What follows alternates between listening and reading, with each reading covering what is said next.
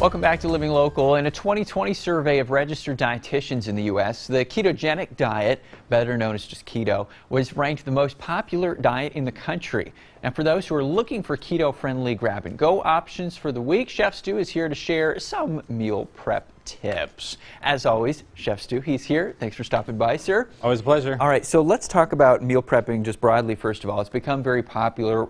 Why do you think that is? Time is money, right? Everything is priceless right now, especially because people can get out and go do things. I don't think they want to stand around in the kitchen. I'm sure people learned a lot of meal prep techniques while they were hiding in their houses. Right. But now they probably want to get that done and get it out of the way so they can move on with life. And I think that's how it's always been. Getting that meal prep done, then you don't have to think about it. You can just come home, eat. You can take it with you and eat. It's economical too, probably. Yeah. No, okay, so what advice do you have for people who are trying to do this, prepare meals ahead of time and plan? Sure, there's a lot of things to think about, but the most important thing is to keep it simple. Don't buy a bunch of stuff that you don't want to eat because you won't eat it. So it's good to just think ahead, buy the stuff you know you're gonna be able to snack on, whether you're actually in the mood for it or not, because that's kind of the thing. We prep ahead and they're like, you know, I don't know if I really feel like that today. Then you have stuff in the cupboard or you have stuff, you know, in the refrigerator or in your lunchbox, and you're just like, So you waste a lot of time and energy doing that too. Okay, so do's, don'ts, is there anything specific people need to know besides just buying things that you want ahead of time? Yes, so one thing you want to think about is, well, this is specifically for keto. Okay, yes. And kind of the idea is that's a little tough. People get bored. People, you know, they're eating the same thing over and over. But in general, the point is think about what's going to last and what isn't. And if you want fresh or frozen and things like that, some things you can, if you buy it fresh, then you can cook it and then freeze it. If you buy it frozen, I don't recommend that you then cook it and then refreeze it. That's probably one of those no's on, on the list.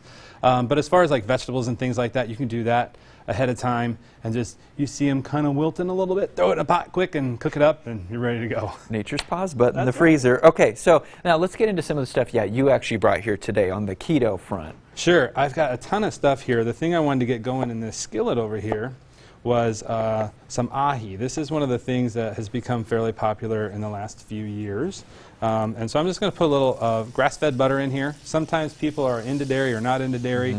You can use oil. I recommend something besides a soybean oil. You know, something like a rice bran or something like that. Sunflower oil is good.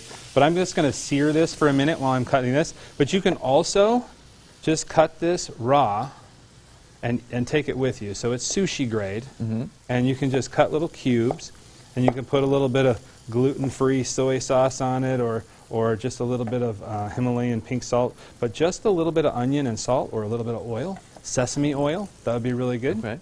And that's good to go, just as it is. So if you have some lettuce or something, you can put that on there, and you're good. A little soy sauce, you've had your whole meal. And you took me about 4 seconds to cut that, It does come in frozen, and so you want to just thaw it till you can just cut it, and then it will have the stayability. It'll cut nice corners, and it'll stay. Won't get all soft and mushy and stay cold. So we're just going to sear this on both sides. You can season this however you want. I usually like to use a little black pepper or a lemon pepper seasoning or something like that. Cajun seasoning all works good on this. Jamaican, but we're just going to sear both sides of that.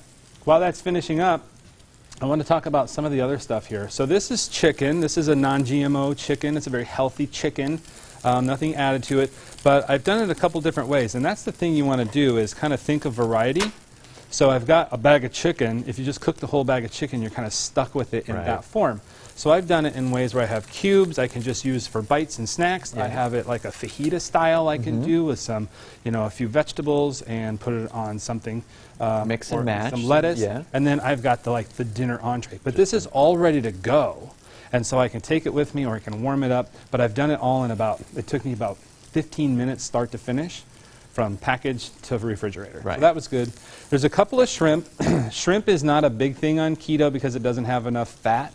But it is good and it tastes great and it is handy. And what I'm suggesting is that you put in a few things that aren't necessarily straight down the middle, so you have a little more variety. And then shrimp basically goes with anything else. So that's kind of fun. Right, variety's good, you don't get burned out. Yeah, right here in the middle I've got some cool egg things. So most people don't think of it, but does anybody have like the grandma that packed you a fried egg sandwich for school one day and you were like, what is that smell? But if you think ahead, so this one's fried hard, but this one is fried medium and has its own sauce in it. So you take that with you, and it's really delicious. A little bit of salt, and you're good to go with some ham or some steak that you have over here. Sure. That is just a great snack. This one over here is our riced eggs, okay? And we add Parmesan cheese to it and cook it up, and it crumbles up nice, and then you can re-saute it with other vegetables and meats, and that's amazing.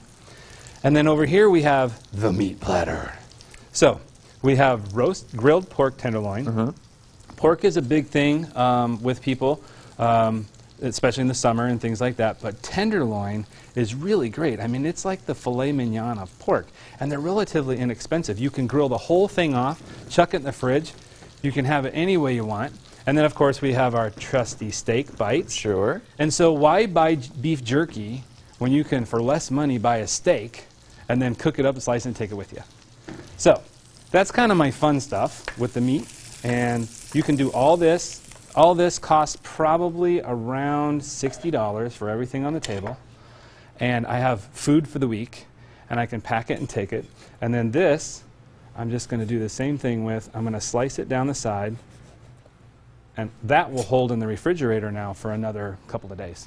And then you've got tons and tons of options, and all keto style too, important to know. Right. All right. Chef Stu, thanks so much for coming in again, as always. And if you would like more information on things that Chef Stu makes and offers on his menu, Zeke'sIslandCafe.com is the website. We'll also have those details posted on our website too at ourquadcities.com. More Living Local is coming when we return. Stay with us.